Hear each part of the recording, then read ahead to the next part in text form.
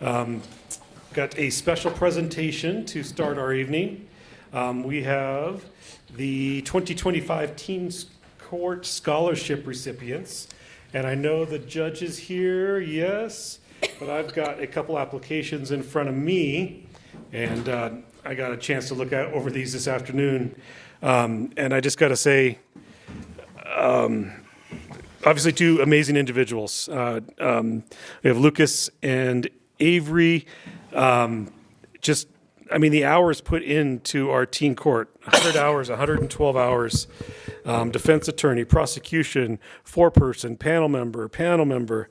And then on top of that, there are some incredible, and I pass these around to council before we got our meeting started tonight, some incredible essays in here and just resumes, CVs that are two outstanding young individuals. I'm going to give the floor to somebody. Judge, is it yours? Yes, please, sir. Come on down. The Honorable Judge Vincent White, please. Thank you, Mr. Mayor and council persons. I'm here. This has been a wonderful honor because Teen Court has been going on, forever here in Parker, and we are actually kind of in the middle of a transition as of last year. We've been getting it up and running. Actually, I'm proud to say we have more panel and jury members now than we used to average like three to five. I think we're using this room now, which is wonderful. So we're averaging about 10 to 12 panel members now, and a lot of them are volunteers. So I think it's going really well. Couldn't do that without Ashley Perino, who's the town court clerk here, who's basically running it right now. We're trying to find a coordinator. We're still efforting, but otherwise we're doing it here. The kids are loving it, and these are two of our outstanding kids, both Regis Jesuit High School graduates. Are about ready to be Regis Jesuit High School graduates. And so with wonderful resumes, like I said, a bunch of hours that they've put in for us, contributing to the town. And I don't think they recognize or realize how much you've done for the town and how much you've communicated and helped other kids and other team members do what you do. And through even your guidance within the other juror panel members and everything else that you do, it's really important. This community really thanks you for that. And these are two of our outstanding candidates and outstanding parties that do really wonderful work for us. So I'm so proud of them, and I'll bring, if I may, I'm going to Yes, I'd be honored if they would join us up at the podium. And Ashley, if you want to come up or anything to say? I want the parents to come up too, because they participated in this. By bringing them here, so you guys are going to get embarrassed as well. So. Yeah, all right. I mean, they have to drive them here through the snow, the rain. They have to be here. So this is your honor just as much. So. Well, I just wanted to say thank you very much for serving your community, or serving the town of Parker. Incredible job. I think that what we offer here at Teen Court is just so invaluable to the youth that may make a simple mistake not to get involved into the system and to be heard by their peers. That is what our Constitution says, and truly should apply to the minors also, the chance to be heard by their peers. Avery, Lucas, anything you want to say to this council, or anything, talk about your experience maybe? I just want to say thank you. I appreciate it, and I've always loved this program. So. Yeah, I just want to say thank you. I feel like Teen Corps is a very important part of my growth throughout when I started in middle school and then all throughout high school as well. I really feel like stuff I learned here will help me and prepare me for college and my job after that. So thank you guys. I just got quick questions. Lucas, you're going to CU Boulder? Yes, sir. And are you doing law, or are you just going? I'm doing aerospace engineering. Oh, why not? Yeah. But yeah, we'll see what ends up happening. So Okay. I'm excited, yeah. Excellent. And Avery, BC? Yeah, I'm hoping to do political science or international studies. Outstanding. Awesome. Council, any questions for our scholarship recipients? Laura?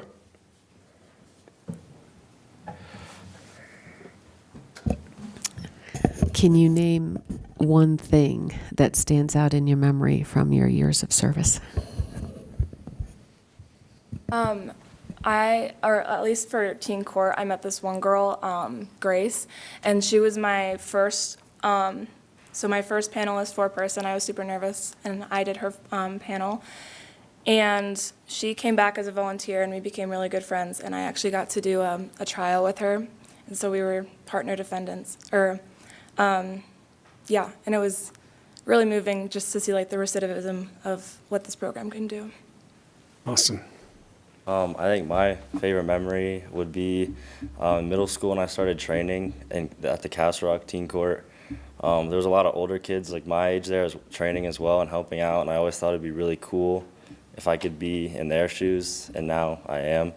So I just think that's a full circle moment, which is really cool.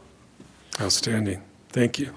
Eric, any questions or comments? No, thank you guys both, and congratulations. John? Yeah, no, I just want to thank the kiddos, but more importantly, thank the parents. Obviously, with your kids being so devout and committed to community, you've done something incredibly right. So again, I appreciate all the parents have done as well. Thank you. Brandy? Yeah, second chances are huge, and I mean, I have 4 kids, and I know that if, they ever needed it, the teen court that we offer here is just phenomenal. I guess the only question I have for each one of you is, what's one thing you'd actually like to see improved upon or added to teen court moving forward?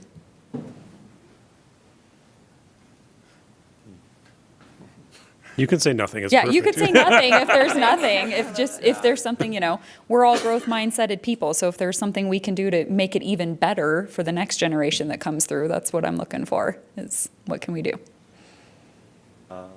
I think I can't think of anything. it was Awesome. all just a great experience. Perfect, thank you. Great question, even better answer. Ann? Thank you for everything that you've done, and congratulations. And Todd? Congratulations. Thank you, guys. I think Judge, Avery, thank you so much for your service. It's just wonderful, and good luck down at Boston College, and we'll be seeing you in the future, okay? Thank you so much. Appreciate it. Oh, yeah, thank you. Oh, sorry. Wrong thing. Okay. 1, 2. yeah, we are. We're going to let the judge hand us certificates, and then we'll have you guys come down here to the front. And Lucas, thank you so much for your service. We appreciate it, and the town of Parker thanks you as well. So thank you. Thank you so much. all right, and then if we get you two down, and actually if I could get the judge and Ashley to come down to the front with me.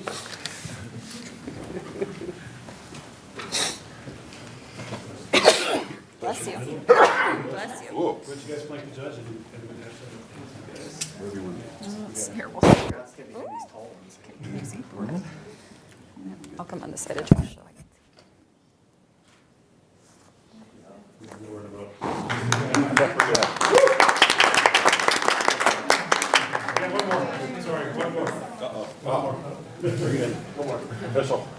Hold on. All right, let's look at Lucas's dad. All right, looks great. Bless you. Reverse, y'all. Easy McSneezerson.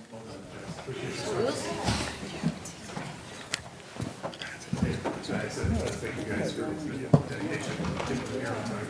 Appreciate it.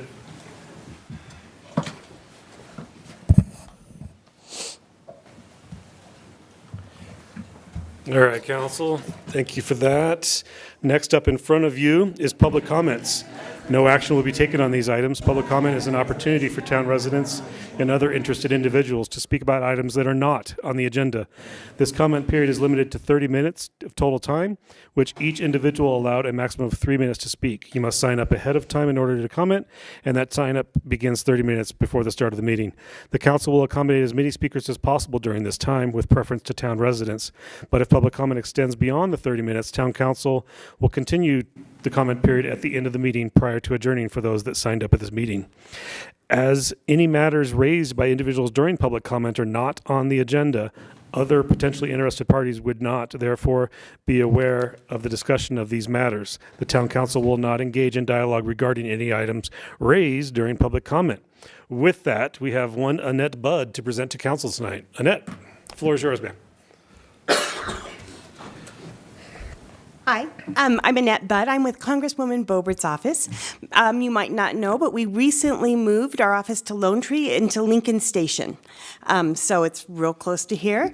We would just like to offer our support in any projects, especially infrastructure projects or water projects that you have going on.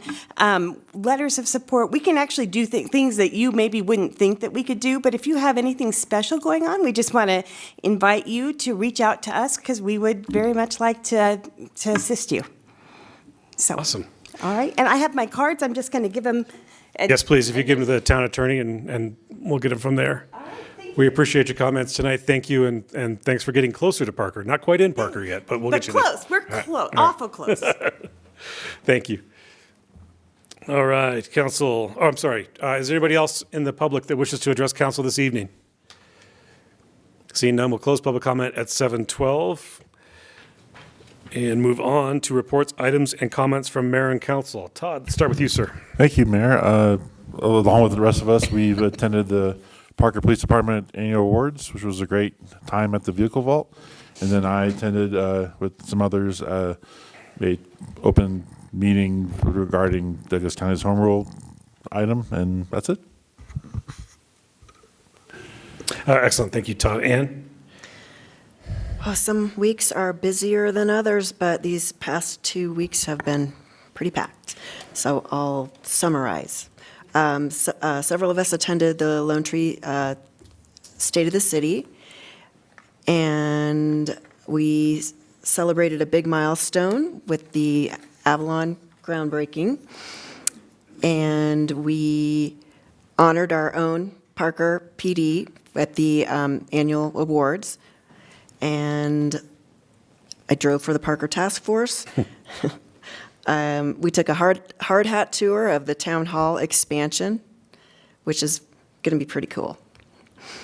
And actually, last but not least, I joined Governor Polis, the mayor of Castle Rock, fellow Douglas County Housing Partnership board members at the Meadowmark grand opening. And this is a senior affordable housing project that we helped to get approved through the Douglas County Housing Partnership. And so it was really rewarding to finally see it come to fruition. Thank you, Ann. Brandy?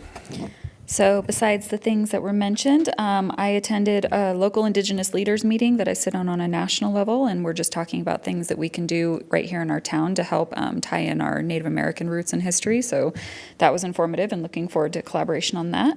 On the 26th, I attended the town's Arbor Day celebration at Discovery Park, which was fantastic. I got some trees to plant and a couple succulents, and it was just great to see all the different vendors in the town coming out there. On the 28th, I was part of the Douglas County Youth Initiative Outstanding Youth Awards. We had 11 winners, and 2 of them were from Parker, which I got to present their awards to them, which was really special to just hear these kids' individual stories and to hear the people who nominated them on why they were nominated. So I enjoyed that. On May 1st, the Chamber of Commerce held a ribbon cutting for a new business in Parker called The Third Place. It's a sensory-sensitive, kid-friendly indoor play area that if you, I'm just going to little plug in, we've got home as our first place, and we've got either school or work as our second place, and so this is our third place. And it's just a way to go and allow the parents to relax and the kids to burn off some energy. So I was excited about that. And then I'll save the other one for other council members, so that's all. Okay. John? Yes, sir. Thank you. I will not be redundant, but today I had an E470 Finance Committee meeting.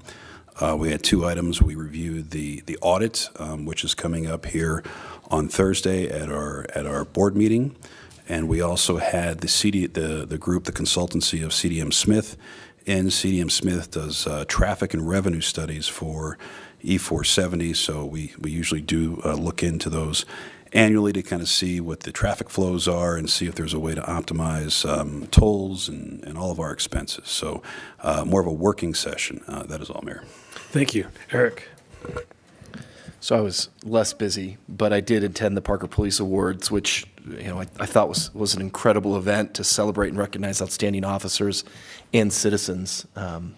Again, can't say enough about that event and bringing community and our police department together to celebrate them. So thank you. And Laura? I did have a tour of the town hall that is under construction right now, which was very interesting on the expansion. I also enjoyed spending some time with Frontier Elementary School students on 2 different sessions and learning about what they would like to do in their future career. And it was a really fun time for both those sessions to get to know the students and the teachers and interact with the children. They were mainly 4th and 5th graders. And then I did have a Parker Faith Council meeting, which is a private nonprofit organization that I sit on as a board member, where Mayor Rivero was the guest speaker. And I have to say that the members of the faith community and nonprofit community were just delighted to hear from the mayor on his background and his service to the community, and going forward, what he is doing now and what he plans to do to bring the community even further together. And then, of course, our own Parker Police Department awards. I did go to that ceremony and brought my family. And again, the heroism of our Parker Police Department officers. Every time we have this awards ceremony, it's just amazing to learn how heroic their actions are on a daily basis. And they never know what they're going to expect in their job. And then to have these awards ceremony reward them and award them is just really a wonderful thing to have in our town. So thank you to our police chief and our commanders as well for that. Thank you. Also will not be redundant. Busy weeks for everybody. On top of that, prior to the police banquet, I had the honor of attending the change of command for South Metro Fire. A gentleman named Bob Baker, who was the chief of South Metro for the last, 10 years? He originally started at Parker Fire. His first home was in Cottonwood, and he has offered 44 years of his life to the fire service. He stepped away, and oh my God, and of course now is when I draw a blank. Clausen? No. What's that? Curtis. Yeah, sorry. Fire Chief Curtis is taking control of South Metro. Incredible department. 500,000 plus people served. I think they said 13 towns and 3 counties in the district. So incredible job that they do. But Curtis was well liked by the rank and file, and I think he's going to do an incredible job. Incredibly educated chief fire sciences and masters in fire science, and I think it's South Metro's in for a good administration. So it was an honor to attend that. Thank you. With that, we'll move on. Yes. I just want to add what opened closed. today Oh, that go ahead. everybody would be very excited about. Thank So I'll you. let know. A few council members, myself and Councilman Dyak and Councilmember Wilkes went to the ribbon cutting of one and only and the best in the region, La Loma. So we will just simply let the community, not that we're favoring businesses, but we'll let the community know that La Loma is now open, and we are very, very proud, and we know that the citizens will be very, very happy. With that, next in front of us is consent agenda. Sorry, let me read a little paragraph about that. Consent agenda items are considered to be routine and will be enacted with one motion and vote. There will be no separate discussion for consent agenda items unless council votes to remove an item for individual discussion. Ordinances on the consent agenda are for introduction only and will not be removed for discussion. Council, in front of you are items 5A through 5I. I would entertain a motion, council. Mr. Mayor, it's 5J. Yep. It's 5J. So I would entertain a motion on approval of consent agenda items 5I through 5J. I move to approve consent agenda items 5A through 5J on first reading. Oh, there it is. I see it in the back. Second. Sneaky. All right, I have a motion from Wilkes and a second from Dyak. All in favor, say aye. Aye. Any opposed?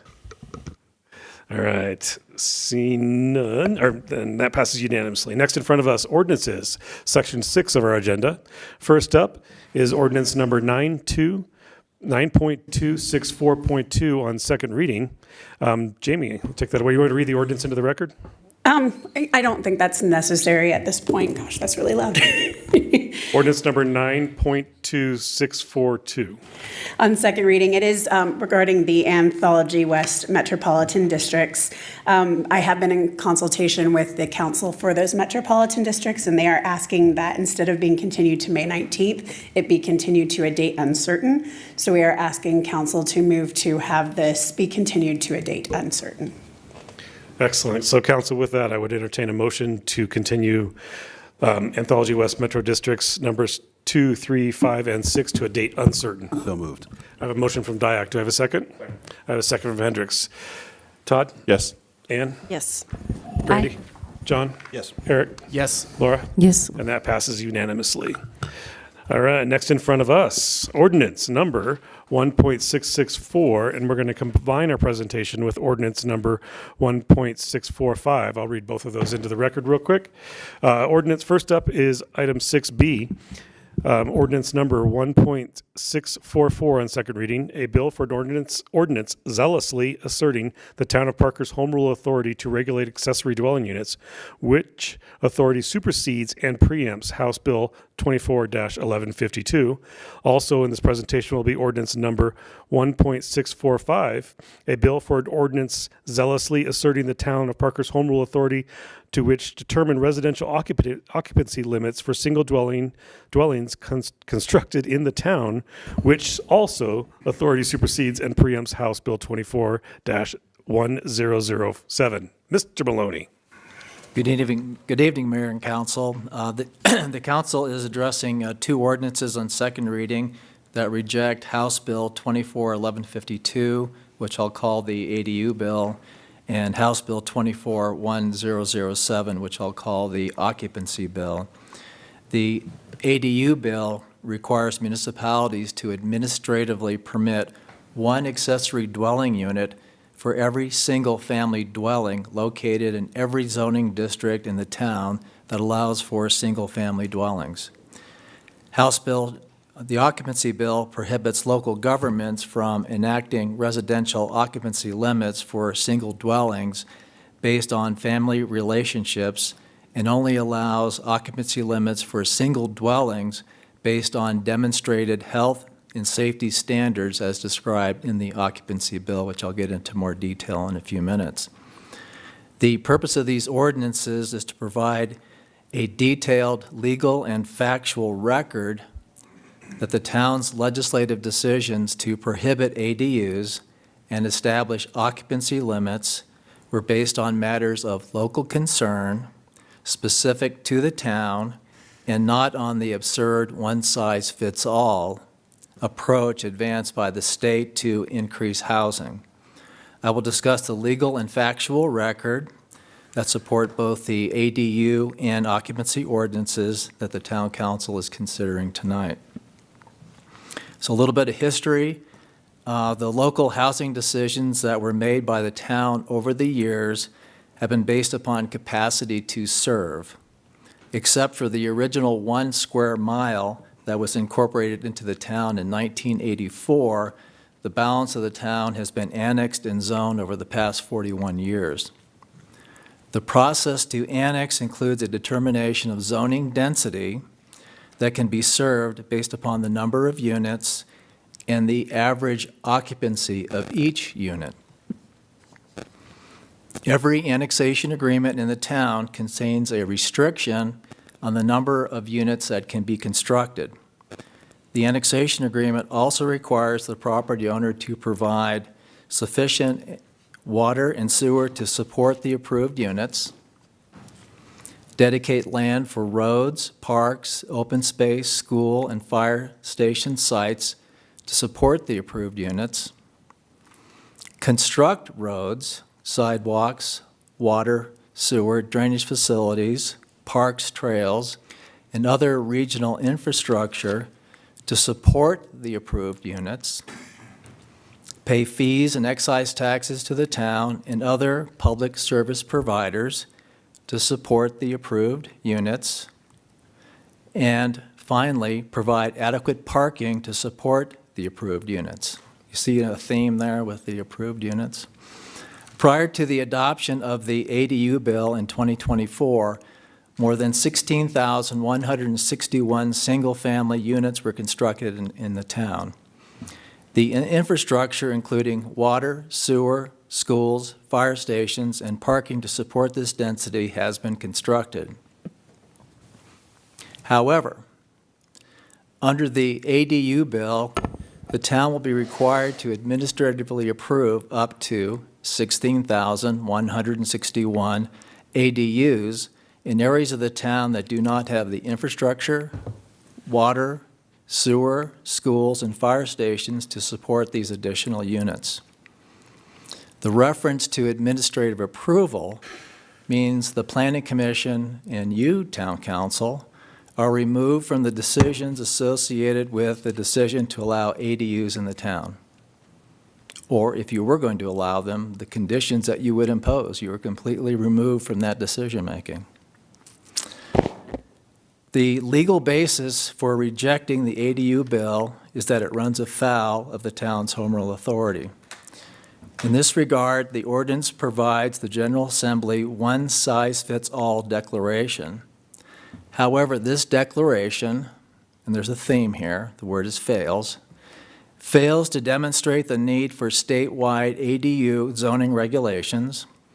In other words, there's no credible declaration in the ADU bill that eliminating home rule control over zoning will increase the supply of housing, or for that matter, make the housing affordable. Fails to demonstrate that home municipalities are not providing adequate housing, which is causing a statewide impact.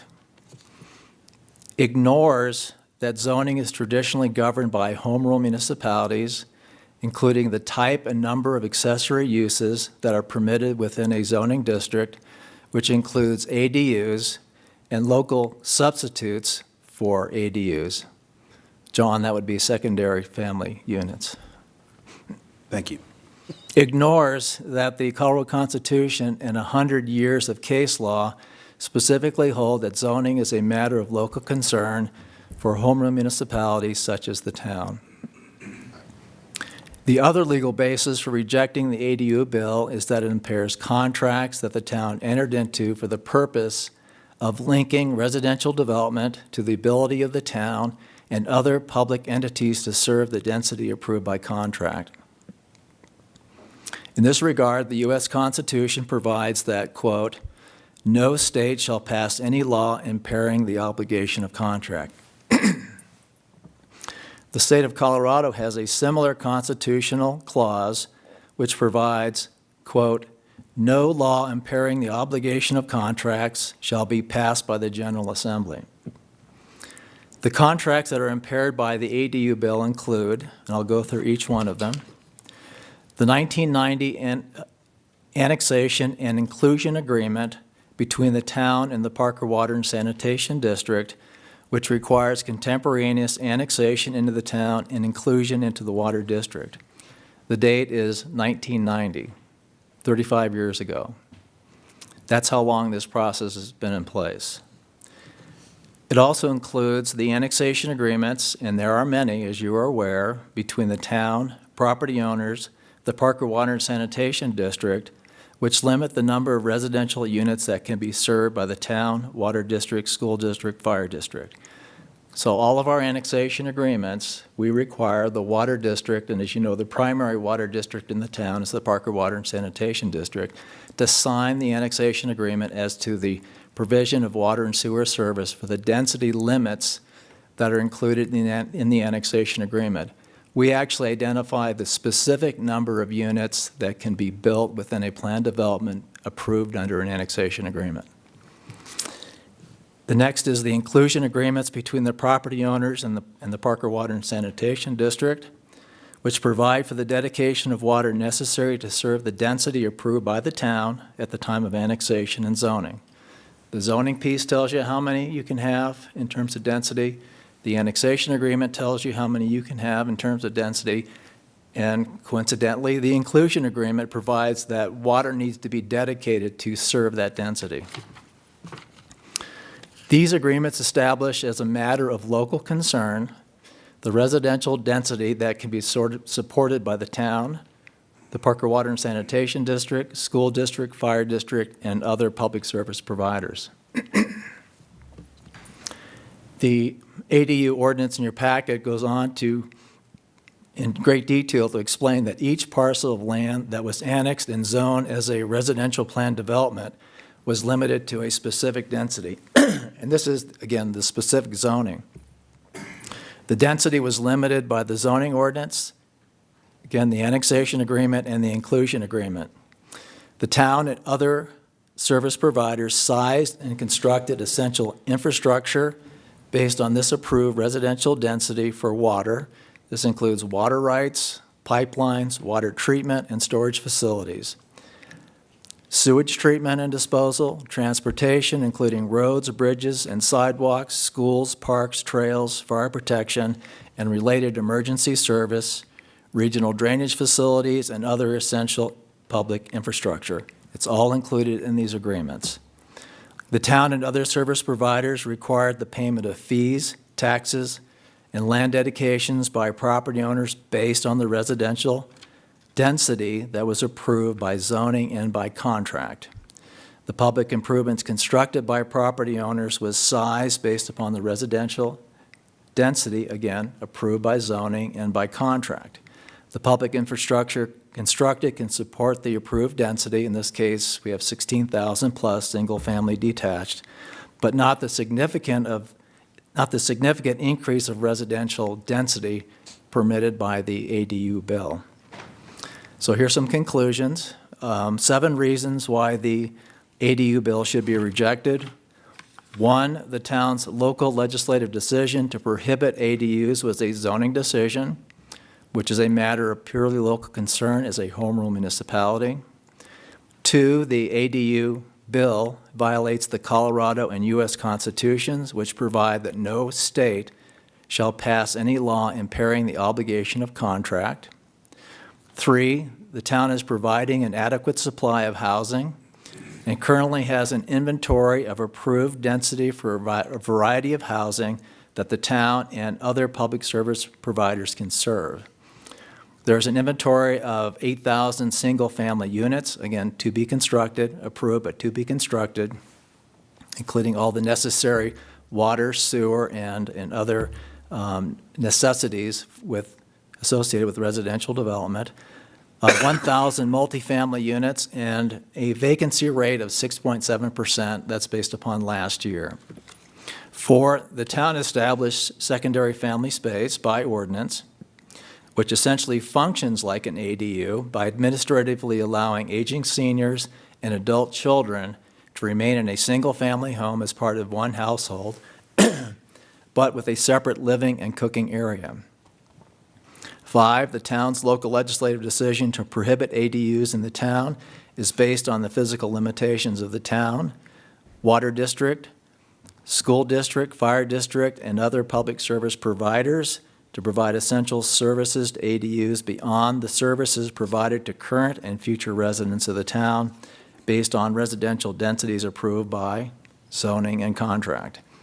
6, it is impossible for the town to comply with the ADU bill because of the severe impacts to essential public services. And finally, 7, it is impossible for the town to comply with the ADU bill because the restrictions of providing new parking to support ADUs will severely impact the availability of parking in single-family neighborhoods. And I want to emphasize this because this is sort of the big impetus in the 2024 legislative session, particularly in the absence of any transit facilities and services in these neighborhoods to reduce the demand for parking. We're not the city and county of Denver. We don't have light rail.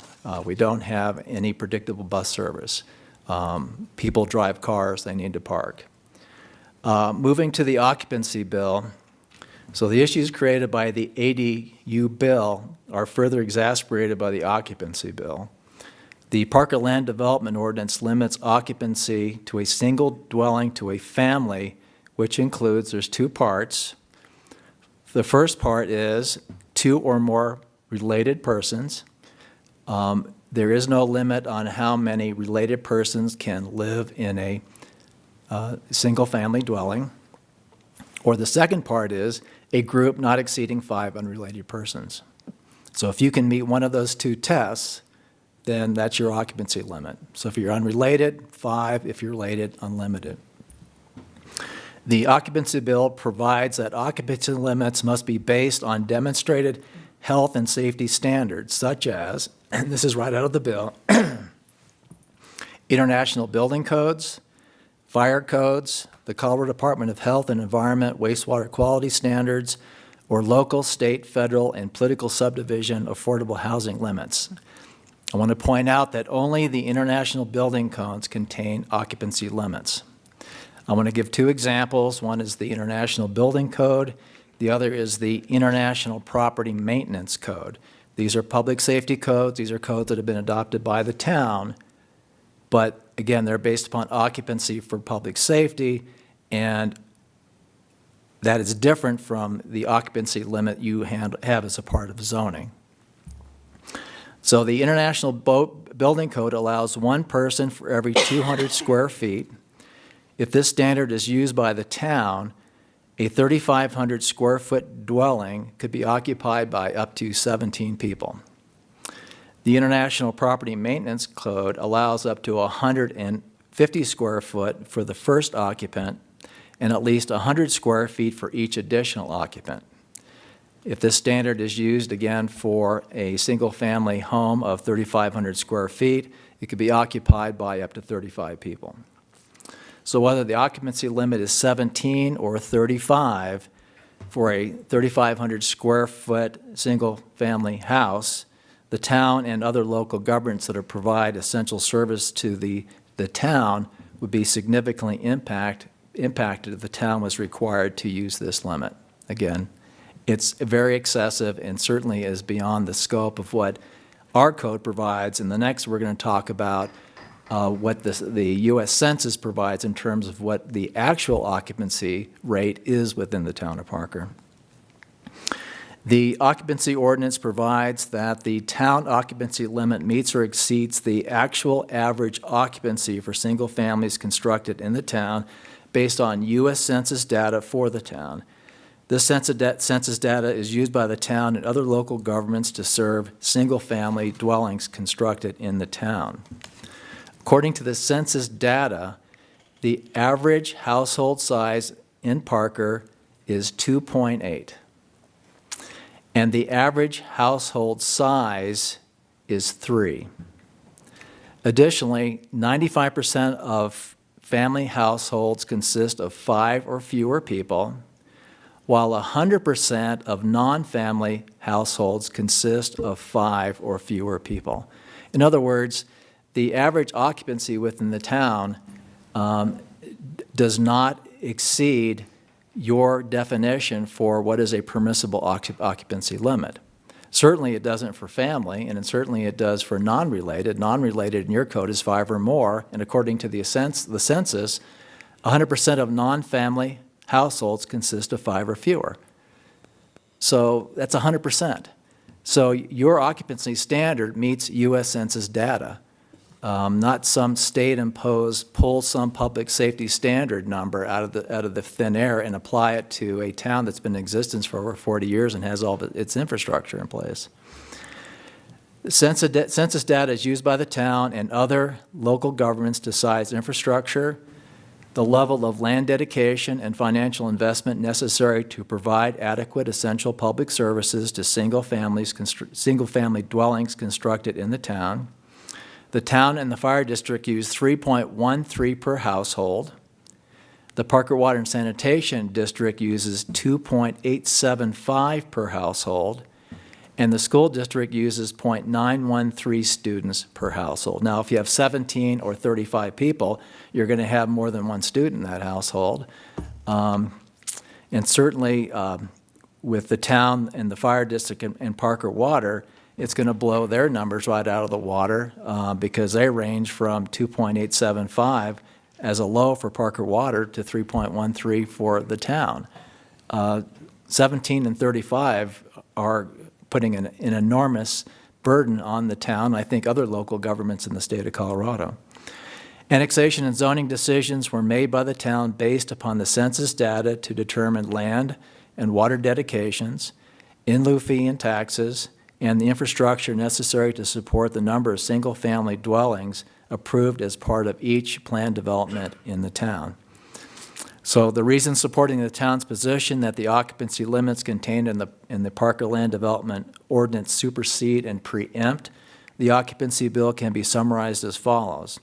1, the local legislative decision made by town council to limit the number of people that can occupy a single dwelling is based upon the unique local circumstances and challenges faced by the town, water district, fire district, school district, and other public service providers that provide essential services to the residents of the town. 2, the town as a home rule municipality exercise the power delegated to it by the Colorado Constitution and enacted zoning ordinances as a matter of purely local concern, and any conflict between the town zoning ordinance that limits the number of people that can occupy single dwellings and the occupancy bill is resolved in favor of the town as a matter of law. 3, the occupancy bill as applied to the town will severely impair the 1990 annexation inclusion agreement with the Water District, the annexation and inclusion agreements between the town, Water District, and property owners. These agreements establish as a matter of local concern the residential density that can be supported by the town, the Water District, School District, Fire District, and other public service providers that provide essential services to the town. As a result, the occupancy bill violates both the United States and the Colorado Constitutions as a matter of law. And then finally, 4, because of the exponential increase in the occupancy of a single dwelling allowed by the occupancy bill, it is impossible for the town and other public service providers to provide essential public services of this magnitude for existing single dwellings. So based upon this factual record, it's at least my recommendation the town council consider both ordinances for approval. Any questions, Mayor, Council? Thank you. Appreciate that. We'll start with questions for Attorney Maloney. Hefta, questions, please. And please identify whether, no, that's fine. Just go ahead and ask questions. We'll figure it out. So, Mr. Maloney, nice to see you this evening. Good to see you. These agreements that you're speaking of, the water agreement, the annexation agreement, the property owners in the district, and the inclusion agreement, in addition to our own Parker ordinance, is what sets the legal standard so that our town can address these issues of health and safety. Is there any other agreement or ordinances which also do this besides the ones you've mentioned, or any other information? Yeah, in terms of the analysis for the ADU ordinance and the occupancy ordinance, those are the 3 main agreements. You know, in addition to, obviously, the whole process starts with your master plan where you set densities town-wide and the types of residential units that you're going to allow. And of course, what follows is the zoning ordinance. But most of the residential areas in Parker are based upon planned developments. Now, those aren't contracts, but those are tailored zoning. And that tailored zoning is premised in large part on the ability to serve. And those service decisions were made through the annexation agreement, the inclusion agreement,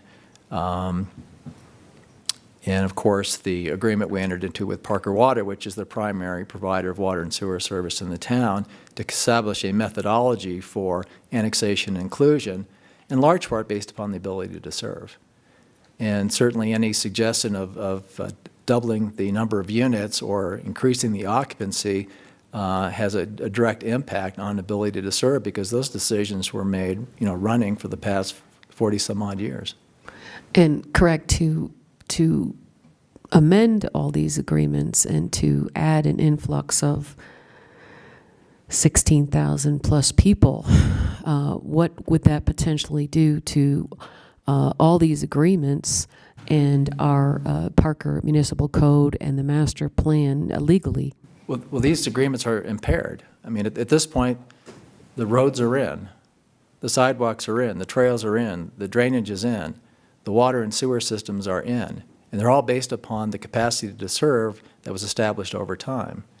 One example that I've heard recently is a lift station for sewer. It's based upon capacity produced by a particular area. Well, if you double that capacity, where's the money going to come to pay for the new infrastructure?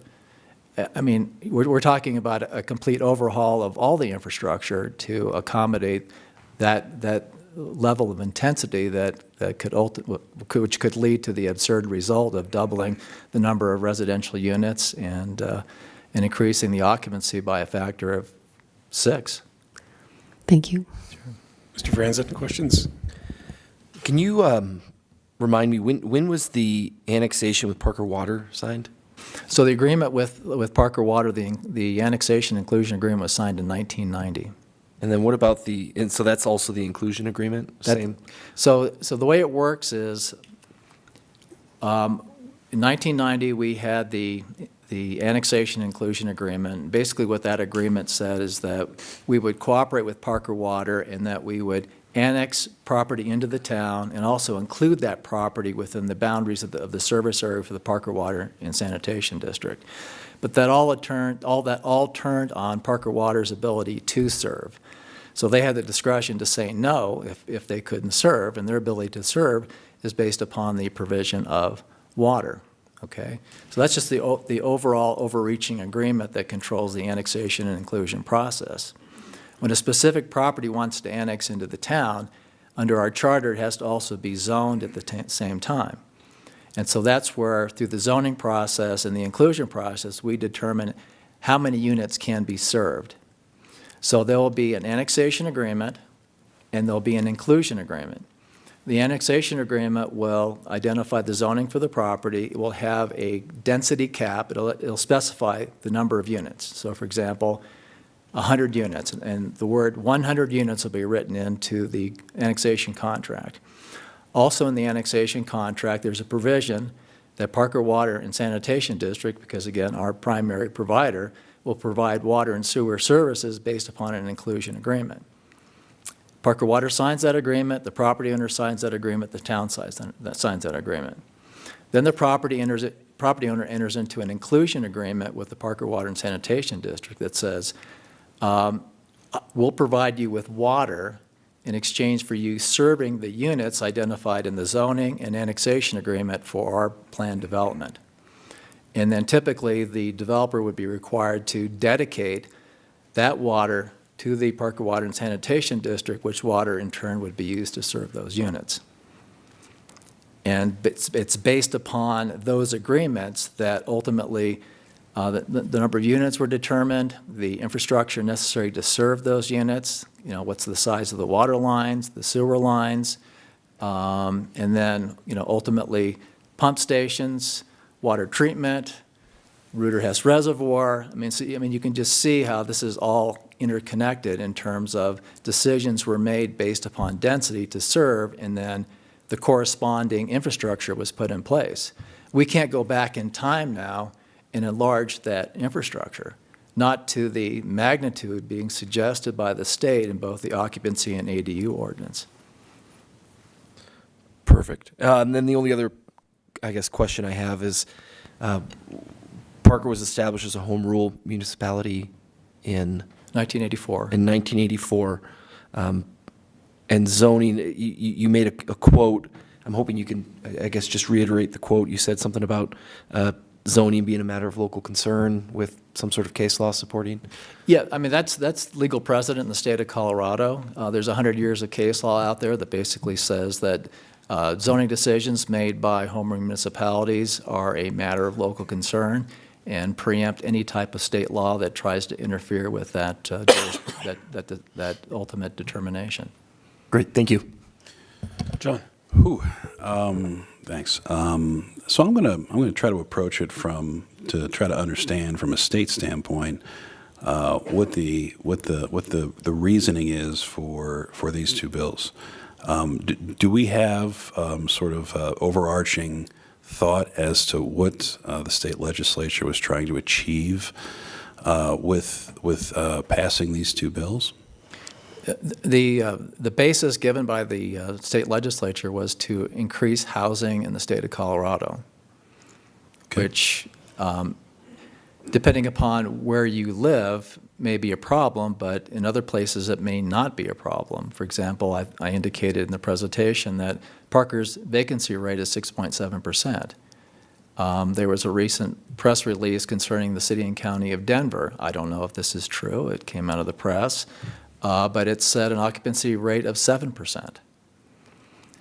Yet, if you take a look at both bills, it doesn't tell you how intruding on our home rule authority is going to increase housing in the state of Colorado, or that the town of Parker is not doing its part to provide adequate housing for its jurisdiction, or any other home rule municipality in the state of Colorado. And is it, I mean, again, with it being a state law or state laws, it's more of a blanket over all of Colorado. Would it be fair to say that not all local municipalities are the same? Meaning that providing service offerings, for example, the town of Parker doesn't provide water themselves. We don't provide fire, but we do have a community, Castle Rock, that does provide those two. So it would be kind of fair to say that all communities aren't kind of the same. Is that a fair statement? I think that's fair. I mean, and you have different types and classes of municipalities. You have statutory cities and towns. You have home rule municipalities. You have municipalities in rural jurisdictions and urban jurisdictions. We're somewhere in the middle. Some jurisdictions have excellent transit facilities which allow for more dense urban development. Other places that don't have transit facilities, like Parker, where people have to have cars to park. Yeah, absolutely. Yeah.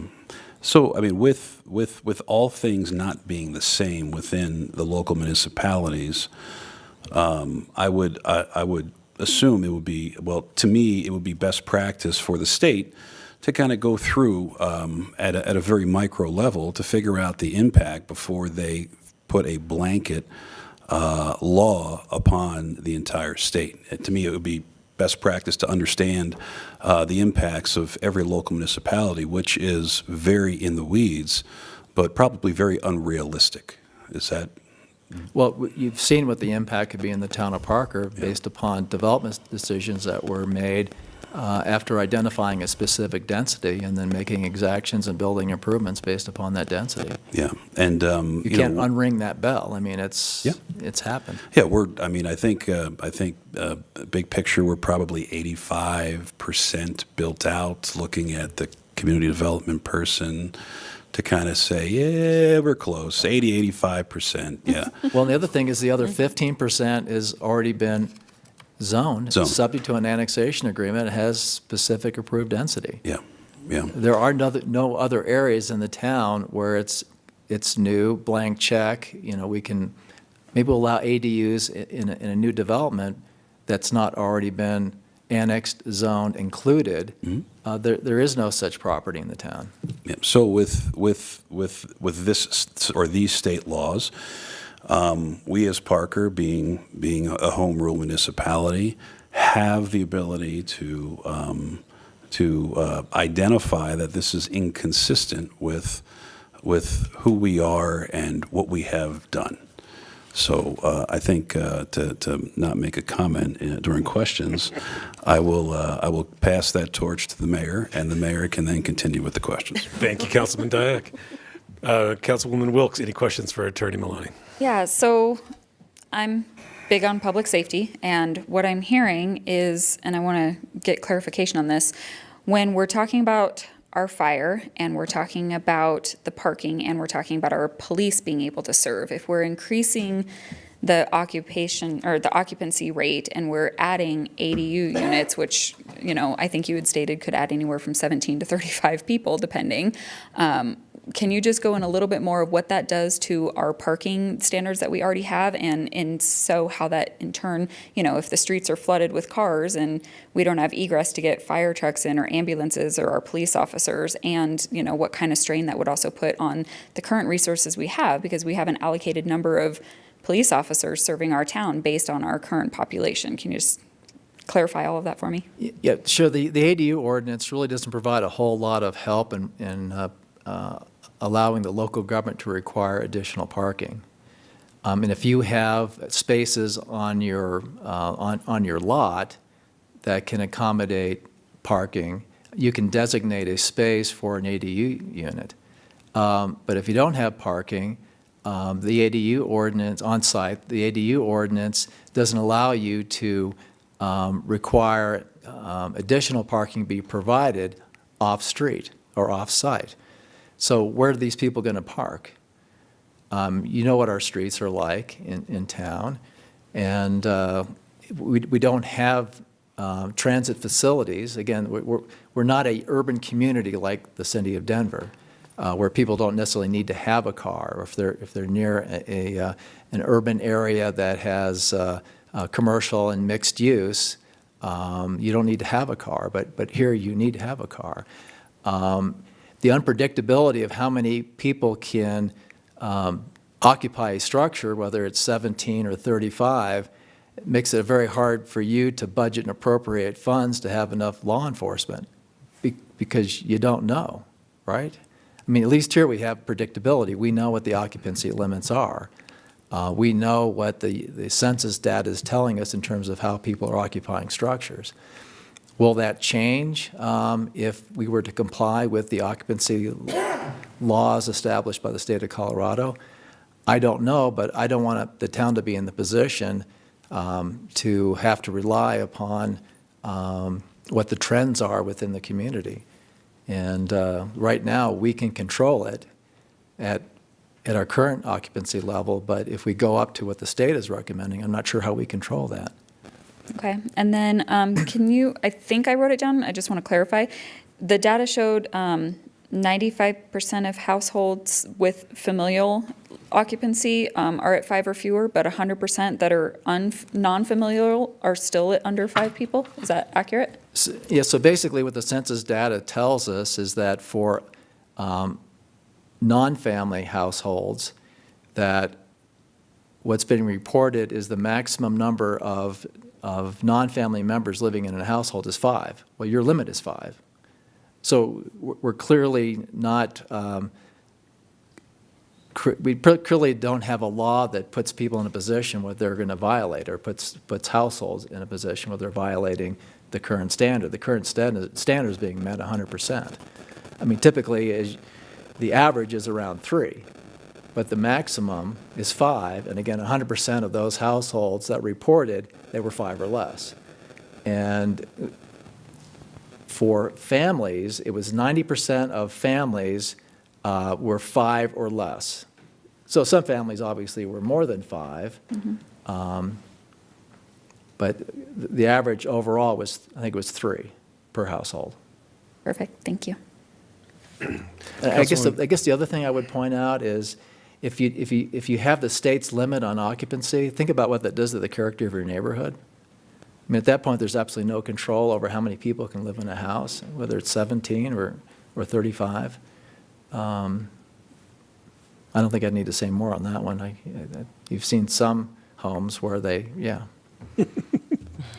get multiple homes. It could drastically change the character of a neighborhood. Absolutely. Councilwoman Barrington, questions for attorney? Yes. Is today Parker's anniversary? It is.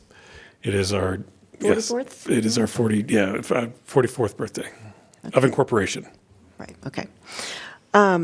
So Parker's infrastructure and the service agreements were designed for a specific number of people. Correct. Is what I'm understanding.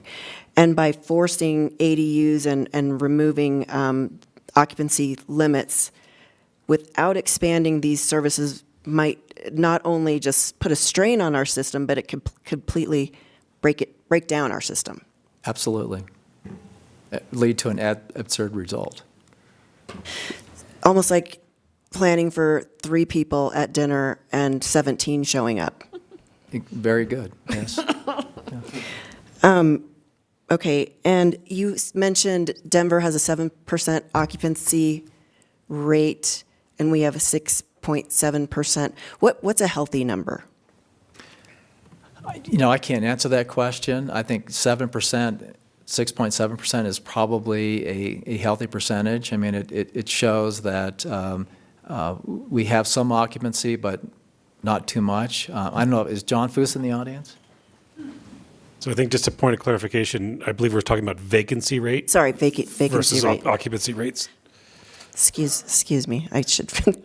We should really clarify that. Yeah. So it's important to remember that the vacancy rate is variable. It changes week to week, month to month, year to year.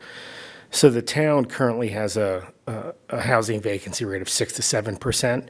5% or less would be considered tight, so to speak, in terms of availability of housing. That accounts, most of that would be from natural turnover in housing, whether it's rental and turnover in a rental unit or owner-occupied for sale, changeover in owner-occupied housing. So we've all noticed there's been some slackening of the housing market, rental housing market, which accounts for a little bit where we are today, 6 to 7%. That's going to change.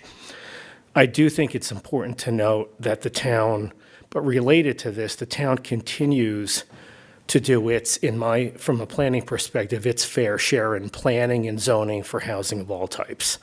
Single family, attached and detached, and quite a bit of multifamily housing. So that kind of vacancy rate only tells us so much.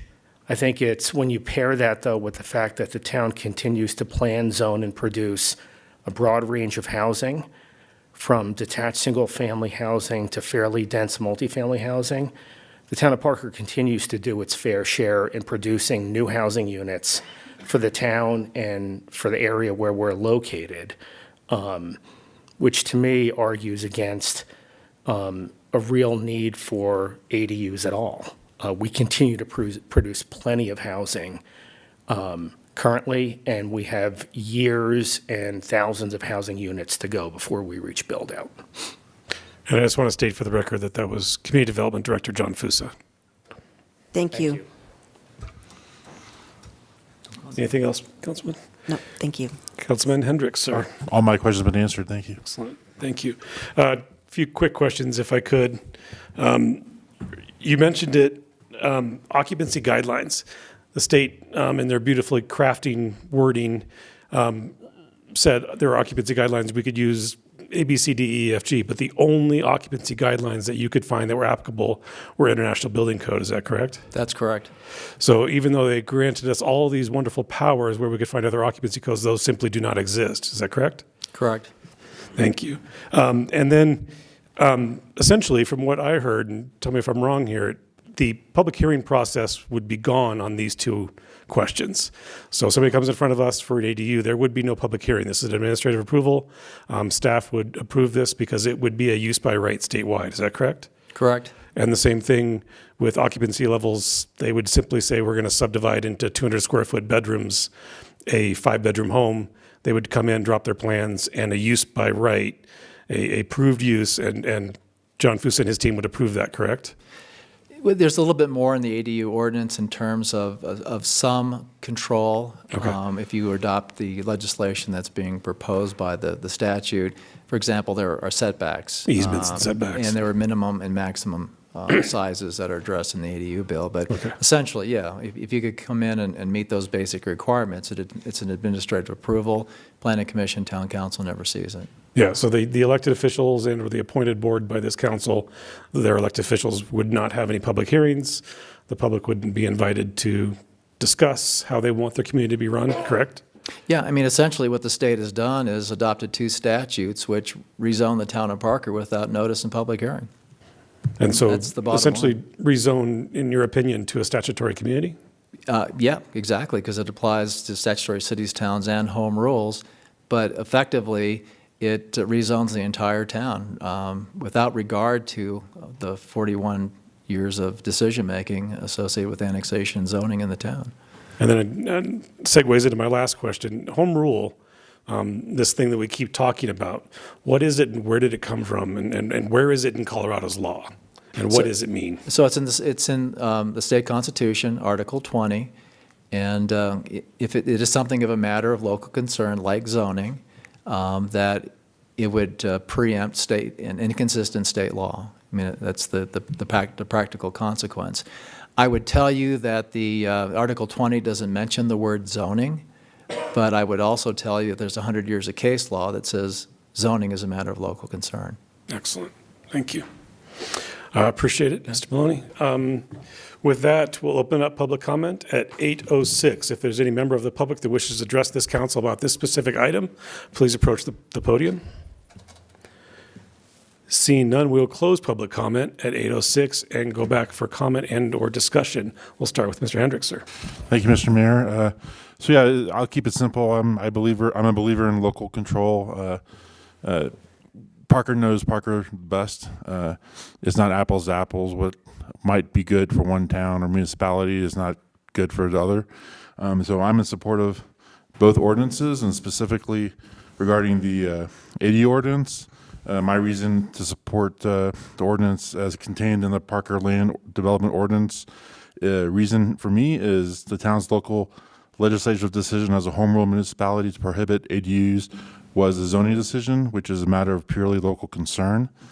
And then in regard to the ADU occupancy item, my reason, again, citing the Parker Land Development Ordinance, my belief is, as it sits here, is supersedes and preempts the occupancy bill pertaining to the following: the local legislative zoning decision made by the town council to limit the number of people that can occupy single dwellings as provided in section 1302.020 of the Parker Land Development Ordinance is based on the unique local circumstances and challenges faced by the town, water district, fire district, school district, and other public services providers that provide essential services to the residents of the town, and as such is a demonstrated health and safety standard, even though this is not a local standard referenced in the occupancy bill. So I'm in favor of both ordinances.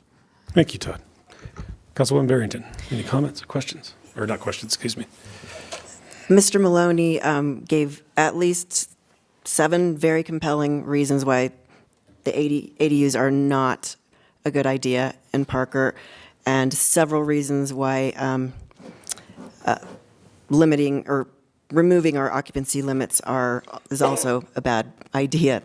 This is about protecting local control over and zoning, our own zoning, something our residents rely on and our charter allows, and we shouldn't let this absurd one-size-fits-all mandate override our planning. Thank you, Councilwoman. Councilwoman Wilkes, please. Yeah, when it comes to the public safety concern of both the ADU and with the occupancy rates, I mean, to me, any additional strain that we're going to put on our fire department, on our police department, and on our parking, which, you know, our town needs to enforce and regulate, it's like Mr. Maloney said, it's the unknown.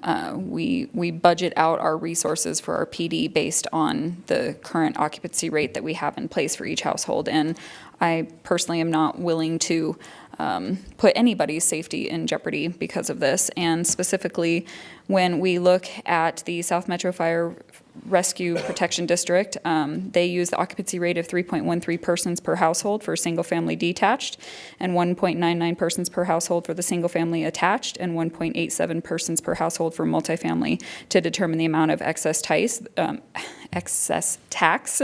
to be paid for the fire district and for each new dwelling unit. So when it comes to what they're budgeting to make sure every individual is safe, it's unregulatable, if that's a word, and so I'm in support of both of these ordinances. Thank you. Councilman Dyak, please. Thank you. Yeah, this is, this body up here is town council. This was, this is obviously a privilege to be here to represent the citizens. But there have been predecessors before us, and there will be people after us. But this body was charged with kind of placemaking, if you will. It all started back when some citizens got together to incorporate the town of Parker, put together a body such as ourselves, and there were plans such as the master plan. I think our first one was 83 or so. Early to mid 80s. And that kind of set the course for how the citizens wanted to see Parker grow and develop. Once you sort of set the table, we can add through annexation, we can zone, we can rezone. All of those are public processes in front of the citizens where they can provide feedback, and this body can say yes or no. So throughout the years, Parker has done what it has done. Have we made mistakes? Yes. But there are mistakes, and the citizens hold us accountable, and sometimes don't vote for us. And there are other people who come in and can potentially fix those mistakes. But in essence, that is the Parker way. That is the way that the home rule within Parker works. My questions were sort of pointed at, the uniqueness of every local municipality. Parker, there is no other Parker out there, and there is no other Castle Rock, and there is no other Castle Pines. That is the essence and the beauty of what we can do to create a desirable living community. And hopefully people want to come and they're attracted by what our predecessors have done and how we handle decisions. There will always be discontent. We will always not be 100% right in the eyes of everyone. But those are our decisions and maybe mistakes or sins, if you will, to make. The home rule gives us that opportunity. So I accept Mr. Maloney's presentation. I think it is very detail-oriented. The ordinances on these two items, very well defined. I want to preserve the ability for communities like Parker, who are home rule in nature, to plan and to continue along the trajectory that our master plans and our citizens have thought that their community should evolve. And to me, I'm supportive of this. Thank you. Thank you, Councilman. Councilman Franzen, please. So, a couple things. Our local legislative decision as a home rule municipality to prohibit specifically the ADUs is a zoning decision. That is a matter of purely local concern, which, as Mr. Maloney pointed out, we have over 100 years of case law supporting that for our municipality. One other item is that the towns, again, our local legislative decision to prohibit ADUs and occupancy in our town is based on the physical limitations of our town, the water district, the school district, the fire district, and other public service providers to provide essential services beyond the services provided to current and future residents based on contractually approved residential densities. That's all. I'm in Thank support. you, Councilman. Appreciate it. Councilwoman Hefta, please. Too often we think of, in the big picture, it's only regular citizens that can violate the law. It's only groups of people, contracts or corporations that can violate the law. And we're not used to thinking that anyone can violate the law, including a group of individuals at the state legislature that is choosing to violate the law. We already have in the Colorado and the U.S. constitutions, and this already provides that no state shall pass any law impairing the obligation of contract. And so what we heard tonight from our presentation is that this ADU bill would impair many contracts that the town of Parker already has. So we do have to sometimes think about this, that a state legislature is proposing for us to violate the Colorado and the U.S. Constitution on this issue at the 30,000-foot level. And they're asking us to do this when there's 100 years of case law on this matter in Colorado case law, which we provide as attorneys use to interpret the law. We have 100 years of that. And so this is going to impede on every town in Colorado, and it's going to change the nature and character of every town across Colorado.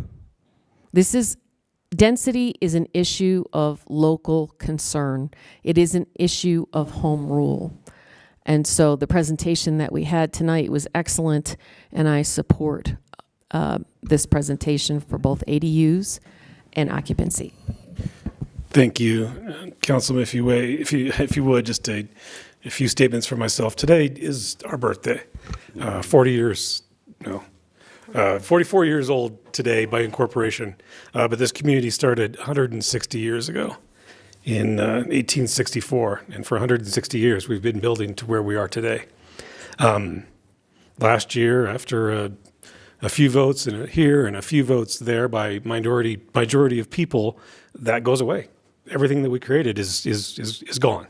And so that's where I think that we need to get down to the nitty gritty of this is where, as I think everybody up here said, where is the local control and where is the ability to decide what we want for our own community? This council identified, or this council and the staff of this community identified when all of this stuff started to rear its head in 2023 under a certain bill. It was a 4-part series that was divided up into 2024 for passage. And they started to identify that these are scary things that the state wants to do. And as Councilwoman Hefta said, simply unconstitutional. The federal constitution, the U.S. Constitution identifies that you cannot interfere with the states, you cannot impair the state's law of contract. I mean, the contract clause, it's stated in the Constitution. Then on top of that, the brilliant founders of our state decided to essentially copy the U.S. Constitution and put that same clause in their own state constitution. But the state legislature decided that does not apply, and so we'll be forced to impair contracts within our own community. So again, it's simply unconstitutional. We have 100 years of case law. When we started to identify this in 2023, council at that time sent me down to be very active with the CML, Colorado Municipal League. It's the lobbying arm. There are 273 communities in the state of Colorado. One of those is a territorial community, the town of Georgetown. It existed before there was a state, so it has a charter that is unique and very special, and I'm very jealous. Over half of those are statutory communities, which they follow state law, but then the rest of us are home rule communities, where we decide what is best for our community in this room or in the old building next door. And that's what we're good at. That's what we do at the elected level. To think that less than, or just probably over 50 people, the simple majority of the 2 houses of the Colorado legislature, are better at deciding in downtown Denver than these 6 individuals are deciding in Parker what's best for Parker is simply, it's unconstitutional. Thank you, council. I'd entertain a motion. I move to approve ordinance number 1.644 on second reading. Second. I have a motion from Hendricks and I have a second from Hefta. Todd? Yes. Ann? Yes. Brandy? Aye. John? Yes. Eric? Yes. Laura? Yes. Thank you. I would entertain another motion, council. I move to approve ordinance number 1.645 on second reading. I have a motion from Dyak. Do I have a second? I'll second. I have a second from Barrington. Todd? Yes. Ann? Yes. Brandy? Aye. John? Eric? Yes. Laura? Yes. And those 2 ordinances pass unanimously. Thank you all very much. I want to say personally thank you to the legal team, community development, years of work. Here we are, and we'll get it done. Thank you for your work. Next up, council, in front of you is ordinance number 9.386 on second reading. A bill for an ordinance to approve the trust agreement for the Colorado Peace Officers Benefit Trust concerning cardiac screenings and other recommended testing. Commander Pryor, please. I am here. Hello, sir. Mayor Thank you and for your Council, thanks patience. for having me. This ordinance is concerns our agreement with or between the town and the Colorado Peace Officers Benefit Trust. That trust has been established to provide heart scans for police officers. And real quick, although I say heart scan, a lot of people think it's just a picture of the heart. It's more than that. It's actually a medical evaluation. It's blood work to determine certain proteins that are in the blood, and that for anybody that's at risk for heart disease or pre-risk for heart disease. Obviously, in our line of work, the risk for heart disease is great. It's the silent killer for law enforcement, and tends to get a lot of our brothers and sisters in law enforcement, both active duty and retired. So this is to hopefully prevent some of that from happening, and maybe something can be addressed for that. This was all started because House Bill 1219 was signed into law that established that an employer of law enforcement officers has to be part of a trust in order to provide officers with heart scans. Obviously, in our position, there's one of two ways to go about that. That can be part of the Peace Officer Benefit Trust, or we could establish our own trust to do the same thing. The Peace Officer Benefit Trust already has everything set up. They have management company, they have legal teams and that. And for our membership of $100 for the lifetime of our membership, it seems to make a lot of sense maybe to go that way instead of us trying to establish all of that stuff. So if this is approved, we'd be the third member agency in the state. Right now, Colorado State Patrol and Larimer County are part of it. The law does say that every place is supposed to do it. I don't know what the activity is as far as all of that, but we'd be the third member in the state. So that's the gist. kind of the lowdown on it. Excellent. But I'm happy to take any questions. Thank you, Commander. Todd, we'll start with you. Questions for Commander Pryor? No questions, thank you. Ann? How will the screenings be scheduled, or how will that? Great question. As the Board of Trustees has not been established yet, that has not been identified. So in order for the trust to be activated, so to speak, it requires 3 board members. Right now, Colorado State Patrol and Larimer County are part of it. Hopefully, I can be a third person to be on there, to be that representation for the town and our officers. Kind of the thought process is there'll be the pool of money like most grant money, right? There's a pool of money, you have member agencies. We'll have to contract with specific places that actually do these heart scans. There's multiple of them out there. What that looks like, obviously, those companies, it's a lot easier to do in the Denver metro area, but when you get down to Springfield, Colorado, or you get out to Lyman or something, finding companies like that that'll travel there, what that's going to look like is going to be a little more difficult. The thought is that everybody would get kind of a little piece of the pie, but we have to establish like, what does that look like? What is the age range? How long do you have to be in law enforcement? Somebody who's been in law enforcement for a year is probably not at risk of heart disease. Somebody that's been doing it for 30 years probably is. So you got to figure out what that all looks like, and that would be the board establishing that. Obviously, if this is approved and I'm accepted as a board member, I can have a lot of say as to what that looks like. So, Thanks. Randy? So, and you might not know this off the top of your head, that's okay. Do you know about, on average, because I know other agencies do this type of screening, how many critical issues are found in these early screening ages before they actually turn into a life-threatening disease? I don't have a percentage. I know that when there was one that was actually done in the town, and I know one of the employees was rushed to the emergency room when all of that happened and saved their life because they had the scan like it was that bad. Wow. So it happens quite a bit. This has been established for the fire department for many years, which I don't understand, playing Xbox and being able to eat healthy. I don't know how that increases cortisol, but whatever. It's that whole friendly competition thing. Well, and that ties into my second question: is if you knew how long South Metro Fire has been doing these screenings for their firefighters. I don't know how long they've been doing screenings. I believe that the trust was established a couple of years ago for the firefighters, so very similar that it was signed into law. But I think that especially with South Metro and like Denver Fire and that your larger agencies have actually been doing it for a while. They're, I guess their kind of wellness side of everything is a little different than it has been on the law enforcement side, although that is changing. Thank goodness for the law enforcement side, and we're getting much better at taking care of ourselves. So, Perfect, thank you. John? Yes. So you mentioned the cost to join the trust is $100. Is there any additional financial responsibilities within the town of Parker? There is not. So- It is $100 for as long as we're a member agency. So for the price of $100, we can ensure that our officers have access to these heart screenings. Yes. Thank you very much. Eric? No questions. Laura? No questions. So just real quick, and this is a total flip-flop from the last two ordinances, but there are times that maybe state law is for the benefit of the entire state. So state law simply says this is something that we want you to do, and you must do this.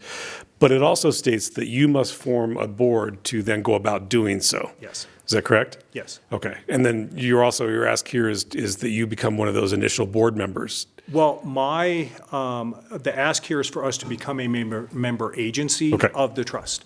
Okay. Once that is established, then I can put in, and that's discussions I've had with the chief, because that's going to be time that I have to dedicate to that. I'm hoping that it's off time, but certainly depending on what's going on, there may be some on-duty time that would be established with that. So that's a personal choice to start, and then I had discussions with the chief on it.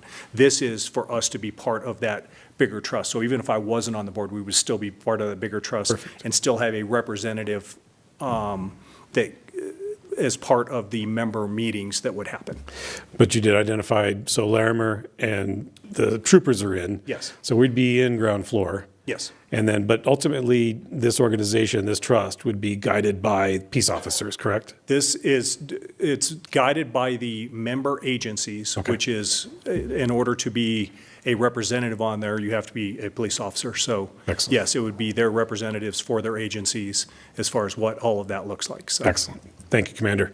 With that, we'll open up for questions from the public. Public comment at 8:28. Is there any members of the public that wish to address council on this specific item? See none, we'll close public comment at 8:28. Come back for comments. Laura, we'll start with you. I'm very much in support of this trust in this ordinance. Typically, anyone these days, even over 40, is at risk for heart disease, and they don't even know they have it. And we put a lot of stress on our police officers, our law enforcement in Parker, and they do a lot of heroic things here, and this causes a lot of cortisol to be pumping through their veins, and that cortisol is going to contribute to a heart attack. It's going to weaken the arteries and inflammation in the heart. So it's a very, very good thing that we can do to support our officers. I'm in full support. Eric. For a fee of $100, that's a great use of money, supporting the police. John.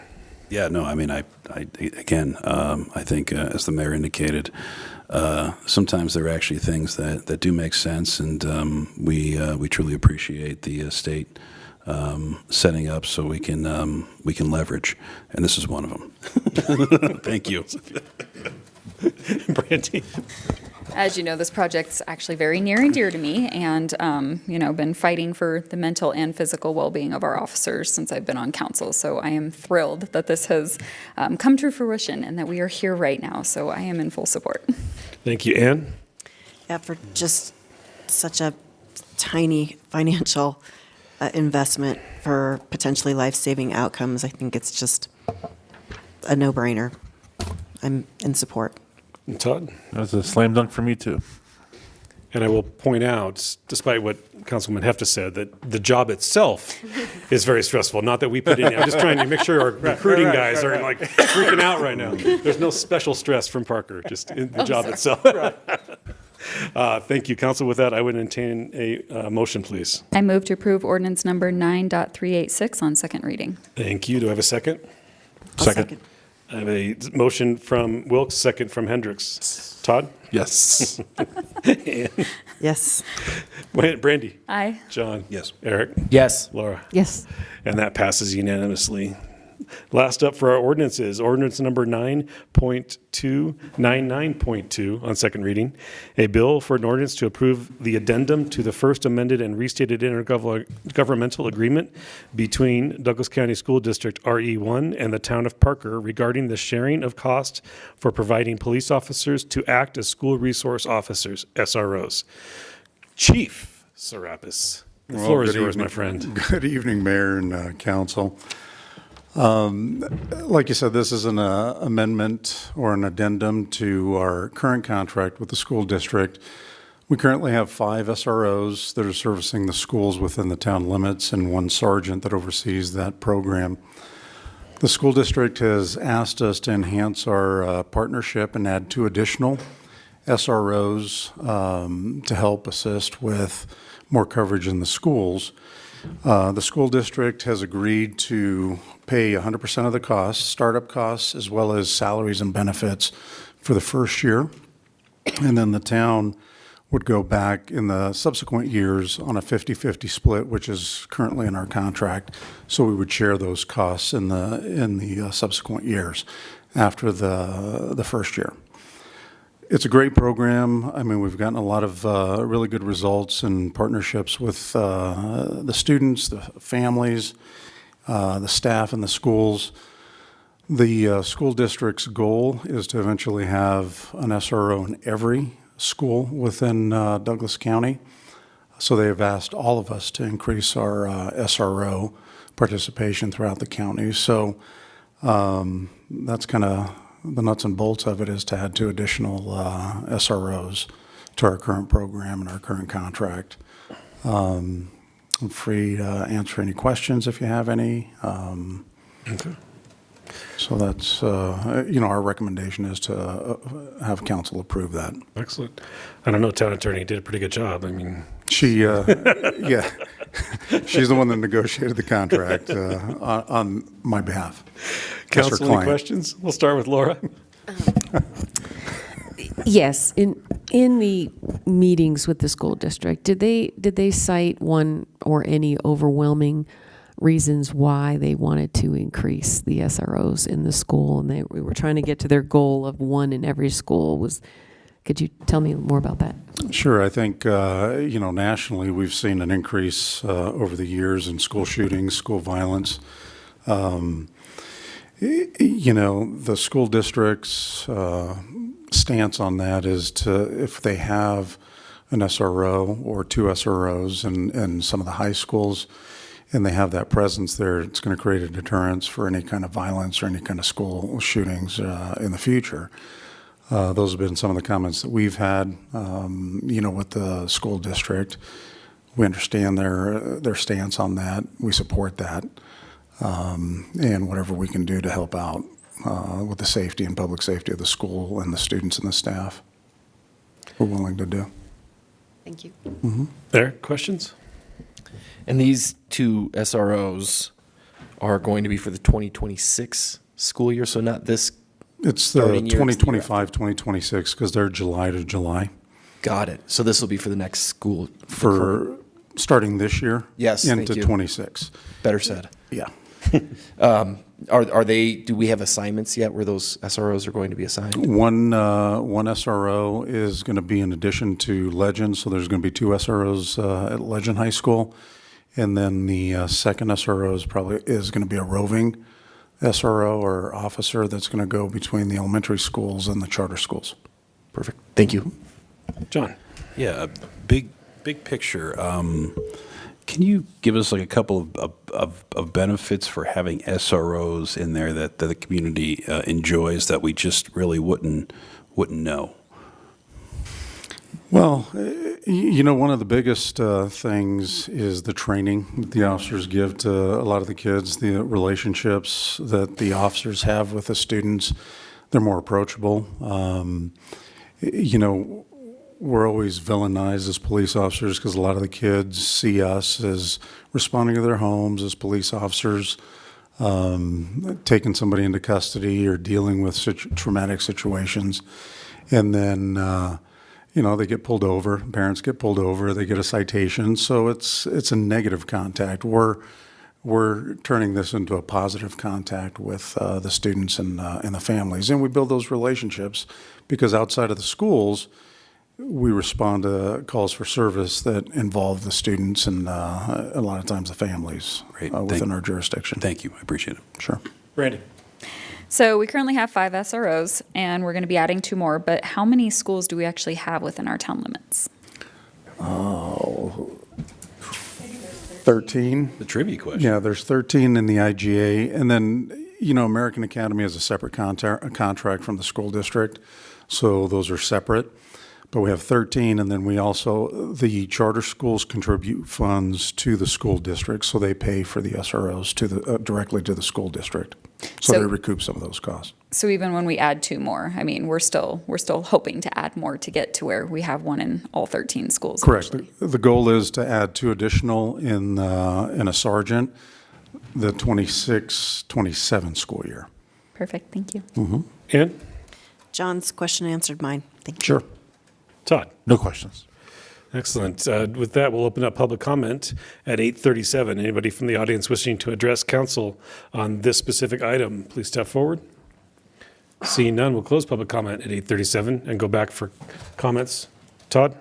Yeah, as a legend parent of 2 students, I know full well SRO program is fantastic, and I see the guy that has done that job for a while here, and I appreciate your service and friendship, and I think it's a fantastic program, and any way we can improve upon it and add to it, I'm in favor of this. Ann? Yeah, I'm in favor also. I think just the presence in the schools builds trust early on, like you were talking about, and can support early intervention. And so it's not just enforcement. It's building a relationship. Brandy? Yeah, as you know, this is something that I am continually working on to make sure that we eventually will have an SRO in every school everywhere. And, despite the relationship building, which is phenomenal, as a parent of 4, the response time being cut down to less than 2 minutes if there is an incident just gives me so much peace knowing that my kids at school have an officer there to protect them. And I think that's going to handle a lot of parental scare that's out there right now. So I appreciate you guys, and I appreciate all you do for it. So thank you. John? Yeah, no, I mean, I think it's kind of apropos to have police in the schools, extra layer of safety. But my daughter, when she was in elementary school, she always had difficulty at math, and she couldn't quite get the math problems right, but she sure knew who Don and Casey Cashman were, because they always came to the elementary school and created a positive presence and educated and informed the school. So that's just one thing I remember very fondly about. So thank you to the SROs. Eric? So I'm in full support, and I wanted to point out, too, I think this is a beneficial contract for the town where we've got the school district paying 100% of the first-year costs plus the startup costs and benefits. I think that's an unbelievable contract for the town. And then the 50-50 share, I think, is really important here. So great job, whoever drafted that and negotiated it. Wonder who that was. Thank you. Laura? You see who's up here talking, though. It's a great community partnership, and yes, absolutely. Thank you to the town attorney for these negotiations, and our chief as well for negotiating with the school board on this matter. Thank you. Thank you. Excellent. Thank you. Council, with that, I entertain a motion, please. I move to approve ordinance number 9.299.2 on second reading. Second. I have a motion for Wilkes and a second from Friends. And Todd? Yes. Ann? Yes. Brandy? Aye. John? Yes. Eric? Yes. Laura? Yes. Thank you. And council, I'll point out that even though it was well drafted, ultimately, as Councilman Dyke said, we have to pass it. So thank you. Thank you. You two need to be separated. All right. Sorry. With that, last up in front of us is resolutions. Resolution number 25-029, a resolution to determine, upon recommendation of the town manager, that the public interest will be served by a competitive proposal concerning the Salisbury Regional Park. And this is not Mr. Brett Collins. This is the one and only No, it is. No, it's Chris Hudson. I see Mary in the back. I expected Mary to step up. Wow. CIP master Chris Hudson is in the house. Chris, take it away, sir. Good evening, Mayor and Council. A little background, Salisbury Regional Park is the largest park in Parker. It's planned to become one of the bigger, largest in the metro Denver area. The next phase, I'm not going to read all these things, but it's very complex. Lots of moving parts. It's an extensive project. Salisbury, the north expansion area is in excess of 80 acres. Now, all of that is going to be parks because some of it's floodplain. And we just built a bridge on that part of it. So, but it's a very extensive expansion of that park. And due to this project size and complexity, town staff is recommending a contractor awarded the construction be selected through a request for qualifications and a competitive proposal process. Currently in town code, any project over $100,000 has to be bid unless the public interest would be best served by other methods. And what we're talking about doing here is a competitive proposal. If approved tonight, we would move forward, the town would, with soliciting qualifications of general contractors specializing in large park projects. The RFQ would be evaluated by town staff from several different departments to create a short list of qualified general contractors, and then following town council's approval of the site plan later this year in the summer, these pre-qualified general contractors would be asked to submit competitive bids. Keep that in mind. We're asking a select pool to bid on this project. They're qualified. I've done this twice here at the town in the last 25 years. This building you're sitting in was this process. And the 2008 downtown streetscape project that we did the same thing. We pre-qualified contractors in advance that had experience in specific downtown projects. So here's an aerial view of the park that's being proposed. The only thing that's missing in this park picture, this rendering, is a big, beautiful bridge in the background. Just gonna plug that. That'll be opening next month, another plug. But this is a phasing diagram. This is still in flux based on last conversations I had with Brett, but they're looking at multiple phases because of budget constraints. And the first phase, there are several sub-phases that are being looked at because of we're trying to maximize what we can get done in this first phase. So some complexities there. How do they tie in? What needs to get done? And this is why we're wanting to pre-qualify specialty contractors that have done large park projects. With that, a resolution is required to approve this contracting method. Town staff recommends that town council approve this resolution. And I'm here with Mary to answer any questions because Brett couldn't be here tonight. Thank you, Chris. Council will open up to questions, and I would just remind you that we're here in a resolution to approve, as Chris said, this contracting method. I guess we could ask some questions regarding park, but let's stick to the task, please. We'll start with Laura. Yes. Thank you. So how often in the past have we utilized this type of contracting method for large parks or whatnot in the town? Is this unusual? Can you give me a little bit more input? So for specifically park projects, we have not used a process like this in the last 25 years. We've done this specific process for two capital projects. I talked about this building and the downtown streetscape project in 2008. Competitive proposals also include CMGC projects, which the town hall expansion is one, the police department was one, the Pay Center was one, the rec center expansion was another one. We've done multiple CMGC approaches. That's considered a competitive proposal process. So this specific project of methodology has never been used, but then again, we have not built a park of this size in the town of Parker in the last 25 years. Thank you. Eric, questions regarding contract? No questions. John?